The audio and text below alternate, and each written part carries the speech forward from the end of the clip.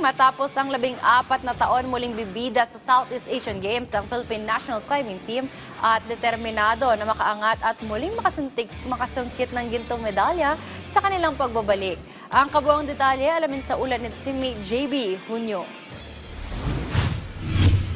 Mahigit isang dekada mula nang huling isinagawa sa SEA Games ang sports climbing, muling aakyat sa entablado ang Team Pilipinas na may iisa lamang na misyon ang maibalik ang gintong medalya ng bansa sa kompetisyon. Sa kanilang pagsabak sa biennial meet sa Thailand, magpapadala ang Pilipinas ng 11 atleta para sa 3 disciplines. Para sa lead climbing, kabilang dito sina Lisa Vidal, Joe Ala, Justin Arongayan, Iman Mora at John Veloria. Para naman sa boulder, Lisa Vidal, Raj De La Cruz, Ika Dizon, Iman Mora, John Veloria at PJ Tayag. Para sa speed climbing, kabilang sina Raj De La Cruz, Nigo Azupardo, John Forones at Popoy Pascua. Ayon sa head coach na si Miel Pahati, handang-handa na ang koponan na sumabak sa SEA Games matapos ang 6 na buwan na pagsasanay at inaasahan nila na makapagtala sila ng magandang performance.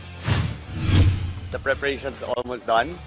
We're in our last few days before we fly out.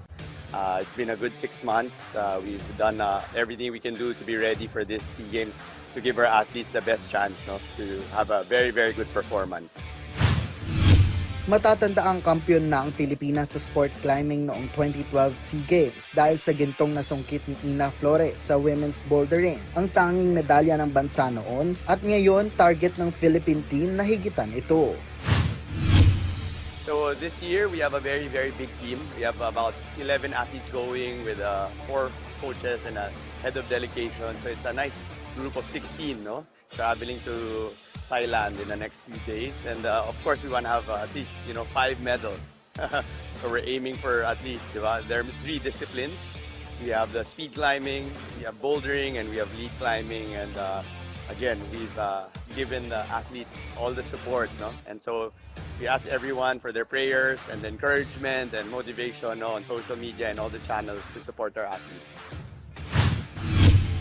Isa sa mga matunog na pangalan na sasalang sa Thailand ay ang International Federation of Sports Climbing Asian Games champion na si Raj De La Cruz. Ibinahagi ng 19-year-old athlete na target niya ang gintong medalya ngayong taon sa kanyang unang SEA Games appearance. For this year's SEA Games, my expectation in terms of medals is gold. I'm really aiming for gold because I want to represent my country and also myself. And so if I get the gold, I'll be very proud. Kabilang din sa lalaban ang veterano at ang national champion pagdating sa climbing na si Iman Mora. Anya, asahan ng matinding determinasyon na magmumula sa koponan upang makuha ang tagumpay sa kanilang pagbabalik. Expect a lot of fire from the team, excitement, and we will do our best.